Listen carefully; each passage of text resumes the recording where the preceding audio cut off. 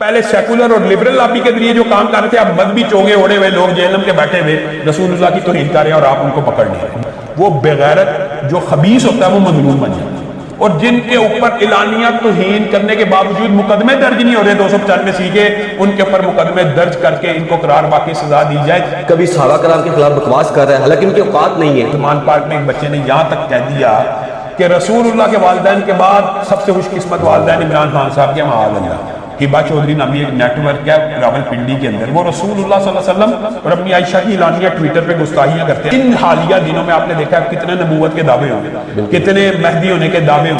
ناظرین، جب بھی حق اور سچ کی بات ہوتی ہے تو ہم ایسی شخصیت کے پاس آتے ہیں جو ہمیشہ حق اور سچ کی آواز کو بلند کرتے ہیں۔ جناب، میری مراد ہے شامل علی ظہیر صاحب سے، کیونکہ بات ہو کشمیر کی، بات ہو فلسطین کے مسلمانوں کی، پوری دنیا کے مسلمانوں پر جب بھی کوئی ظلم و بربریت ہوتی ہے یا بات ہوتی ہے ناموس رسالت کی، تو یہ اپنی آواز کو، اس گرجدار آواز کو جو اللہ نے انہیں عطا کی ہے، بالکل بلند کرتے ہیں۔ اور جب بھی ناموس رسالت کی بات آتی ہے، طریق لبیک پاکستان جب نکلی تب انہوں نے اپنی آواز کی صورت میں اور باقاعدہ ان کا ساتھ دیا۔ تو آئیے ان سے بات کرتے ہیں۔ السلام علیکم۔ وعلیکم السلام ورحمۃ اللہ وبرکاتہ۔ سر کیسے ہیں اللہ کا آپ؟ کرم۔ سر بہت شکریہ، آپ نے اپنا قیمتی وقت دیا۔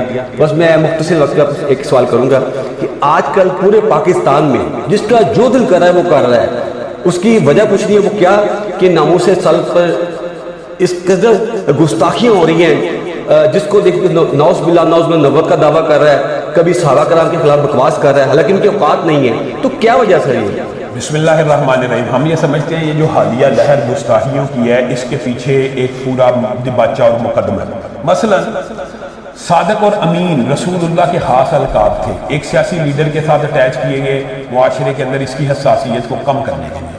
ریاست مدینہ رسول اللہ کی ریاست کا نام تھا جس کو کی سینسٹیوٹی ختم کی گئی، حتیٰ کہ عثمان پارک میں ایک بچے نے یہاں تک کہہ دیا کہ رسول اللہ کے والدین کے بعد سب سے خوش قسمت والدین عمران خان صاحب کے، معاذ اللہ۔ حسن حسین کہاں گئے، انبیاء کہاں گئے، صحابہ کہاں گئے۔ پھر آپ نے یہ دیکھا ہوگا کہ ان کے دور میں آسیہ ملونہ کو رہا بھی کرایا گیا، اس سے قبل بینسا اور موچی کو پاکستان سے رہا کروایا گیا۔ یہ گستاخیوں کا ایک طویل سلسلہ اس لیے معاشرے میں آپ کو نظر آتا ہے کہ اس کی حساسیت کم کی جائے۔ ایک ٹیسٹر ہوتا ہے نا، مسلمانوں کی غیرت کتنی ہے، وہ غیرت کا ٹیسٹر مارتے ہیں۔ ان حالیہ دنوں میں آپ نے دیکھا کتنے نبوت کے دعوے ہوئے، کتنے مہدی ہونے کے دعوے ہوئے، تو یہ سارا ایک پلاننگ کے تحت ہو رہا ہے۔ حتیٰ کہ آپ کے علم میں ہوگا کہ بھی پچھلے دنوں ہبا چودھری نامی ایک نیٹ ورک ہے راول پنڈی کے اندر، وہ رسول اللہ صلی اللہ علیہ وسلم اور اپنی عائشہ کی اعلانیہ ٹویٹر پہ گستاخیاں کرتے ہیں۔ ہم نے ٹویٹر پہ بات اٹھائی تو ایف آئی اے نے ان کا اکاؤنٹ سسپینڈ کر دیا۔ کیا اکاؤنٹ سسپینڈ کرنا کافی ہے؟ جس نے توہین کی ہے اس کے خلاف مقدمہ درج ہونا چاہیے کہ نہیں ہونا چاہیے؟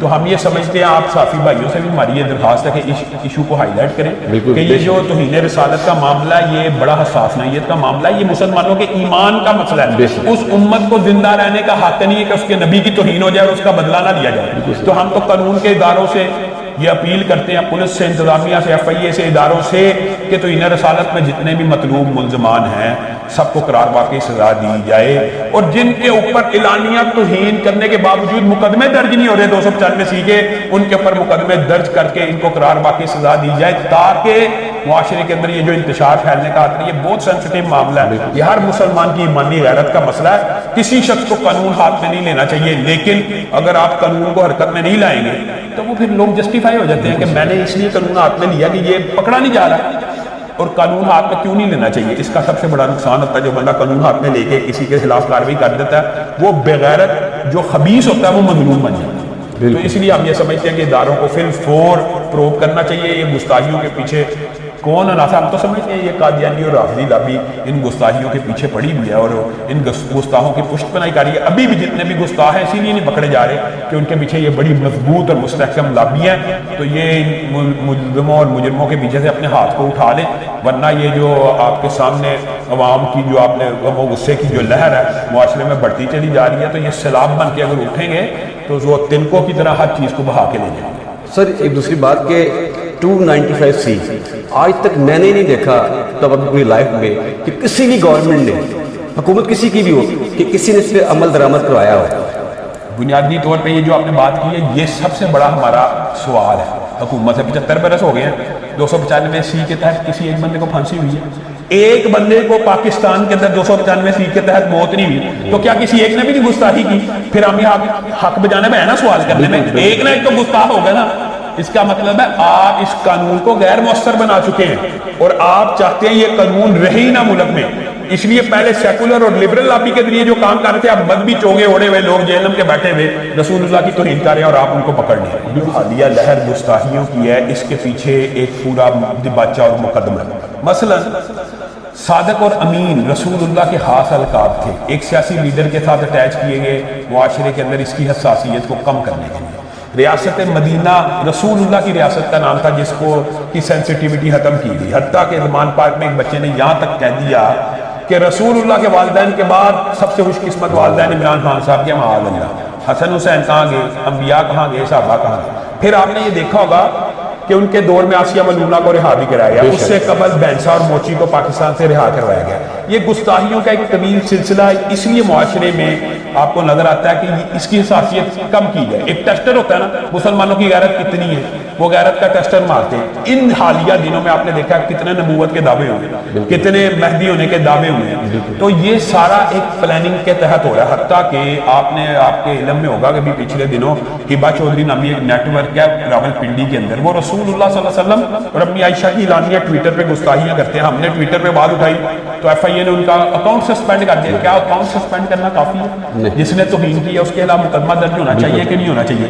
تو ہم یہ سمجھتے ہیں، آپ صحافی بھائیوں سے بھی ہماری یہ درخواست ہے کہ اس ایشو کو ہائی لائٹ کریں کہ یہ جو توہین رسالت کا معاملہ ہے یہ بڑا حساس نوعیت کا معاملہ ہے، یہ مسلمانوں کے ایمان کا مسئلہ ہے۔ اس امت کو زندہ رہنے کا حق نہیں ہے کہ اس کے نبی کی توہین ہو جائے اور اس کا بدلہ نہ لیا جائے۔ تو ہم تو قانون کے اداروں سے یہ اپیل کرتے ہیں، پولیس سے، انتظامیہ سے، ایف آئی اے سے، اداروں سے، کہ توہین رسالت میں جتنے بھی مطلوب ملزمان ہیں سب کو قرار واقعی سزا دی جائے، اور جن کے اوپر اعلانیہ توہین کرنے کے باوجود مقدمے درج نہیں ہو رہے 295 کے، ان کے اوپر مقدمے درج کر کے ان کو قرار واقعی سزا دی جائے، تاکہ معاشرے کے اندر یہ جو انتشار پھیلنے کا آتا ہے یہ بہت سینسٹیو معاملہ ہے، یہ ہر مسلمان کی ایمانی غیرت کا مسئلہ ہے۔ کسی شخص کو قانون ہاتھ میں نہیں لینا چاہیے، لیکن اگر آپ قانون کو حرکت میں نہیں لائیں گے تو وہ پھر لوگ جسٹیفائی ہو جاتے ہیں کہ میں نے اس لیے قانون ہاتھ میں لیا کہ یہ پکڑا نہیں جا رہا، اور قانون ہاتھ میں کیوں نہیں لینا چاہیے؟ اس کا سب سے بڑا نقصان ہوتا ہے جو بندہ قانون ہاتھ میں لے کے کسی کے خلاف کارروائی کر دیتا ہے، وہ بغیرت جو خبیث ہوتا ہے وہ مظلوم بن جاتا ہے۔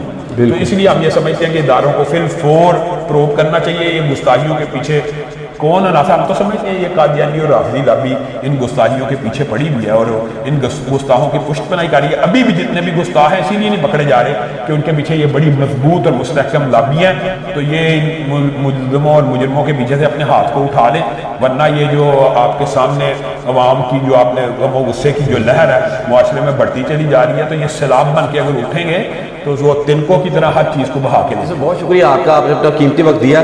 چونکہ ہمارا آج علامہ صاحب کے پاس آنے کا مقصد یہی تھا، چونکہ علامہ صاحب ہمیشہ ہی سچ اور حق کی بات کرتے ہیں، اور دیکھتے رہیے ہمارا چینل چلتے چلتے پاکستان زندہ باد، اسلام زندہ باد۔